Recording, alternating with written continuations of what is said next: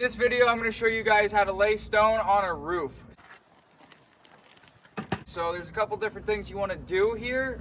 One, you want to protect the roof, either whether it's metal or shingles.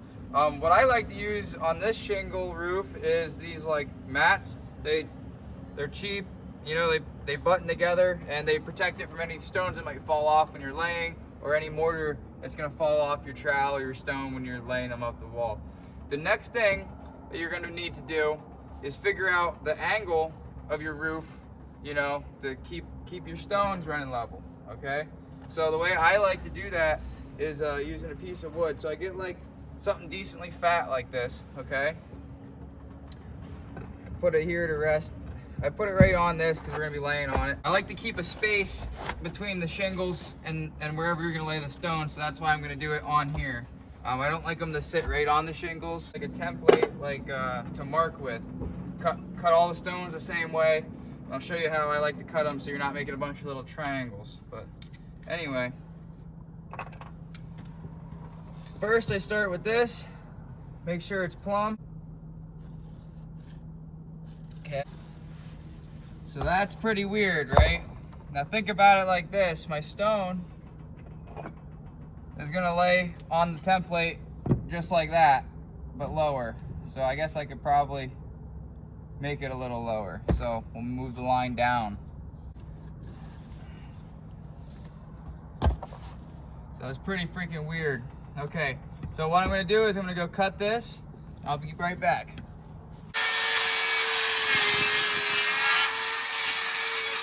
So now I got my little piece cut. Boom. Sits pretty close to level. It depends on where you're at. I got these spacers messing me up, so as long as we're close. It's stone, so it doesn't need to be exactly perfect. All right, now I gotta think about it like this. So I got this stone here, right? I wanna cut it so it sits in here. So what I like to do, this is gonna be my concrete side, or where these fake stones are, or your back. So we'll just use the back, put a little B there. So we match the back of the stone to this. I match up the corner, right? Boom, just like that. And I guess I could have made it a little fatter, but we cut right through there. That's gonna be our cut. And we can use both sides of this most likely. So now I got both of these halves. You can see they can sit right on there. And they're both level. Level. And you can tweak them a little bit. But that's how I like to do these. I don't find it to be too good to, you know, put like little plug pieces. Is why I do it on like bigger ones like this. A little plug piece, I feel like it's just gonna fall off of there.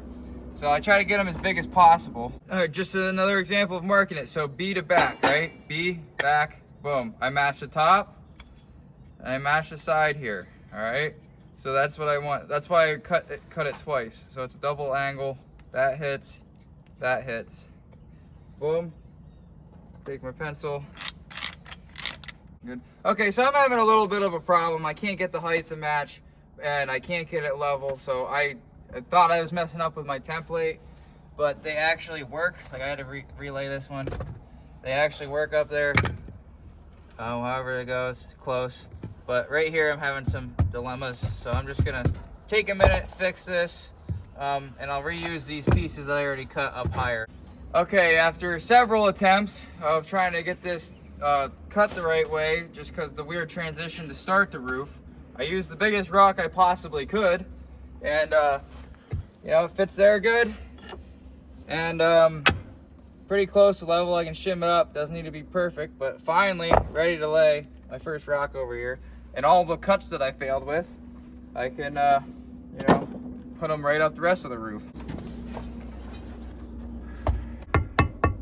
So the reason I like them so big is just so, you know, we're not putting little pieces here. Little pieces are most likely gonna just fall off after a couple rainstorms or anything. So the bigger, the better, at least in my opinion. Sometimes you have to, just make sure you stick them on good. This thing that I really like to do on roofs, just maybe it's not the best way, but I treat it like it's a corner or a lead for block. I like to start with the angles first. It's way easier than trying to measure them. Like this one gave me all sorts of problems trying to figure out the right height, the right distances, all that kind of stuff. So it's much easier if you just take like one of these ones I already made. Here's a big one, like this one, or the other one I mudded, and just starting it right there, you know. Then you can go to the next one. We'll put this another big one on there, and it's much easier to build off of the cuts that you already made than it is to try to measure them into it. Sometimes you have to measure them into it, which I can show you how to do as well.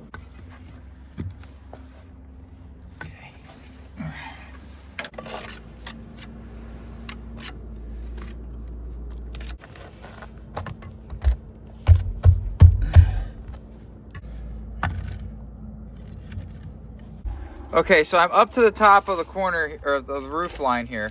One thing you're gonna notice is I got this board up here. This is a little spacer. That way they slide their siding in here behind my stones. Okay, so we gotta measure now. We can't just lay these and piece back in. This one is actually a piece. So I measured this one. It's about 6 1/8. So I cut this one 6 1/8 roughly, and give or take. Now, it fits in there, butts in. All right, you see that? We still got some space here. So same thing, we're gonna take that template. You're always trying to think ahead when you're laying stone, right? So I like this one here, like right here. Maybe we match it up, you know? Looks like it might be a little high. We'll see what that does. So that's why I picked this one. I'm hoping that it'll be the same size. So this is this way. Remember, wherever your B is, the back to back, okay? We'll mark that. Okay, I got my piece cut, angle. We slip it in here. Oh, pretty much perfect. The only thing I was worried about was if we're gonna match up across here. We're not, but it's all right. We can piece it together. I'll trim a little bit more off of it, whatever. And that's pretty much all you need to know for laying on the roof. Protect the shingles. Find your angle. Get a nice piece there. Make sure you mark it back to back so you know to keep going up the same angle. Most of the time you want to work away from the angle, so lay the angle first, right? And then in the last one, or if you get stuck or something like that and you have to measure it, that's how you do it. You mark your piece first, then cut the angle, and you're good to go. If you got any questions, let me know. Just drop them in the comments. I'll try to answer them. And thanks for watching.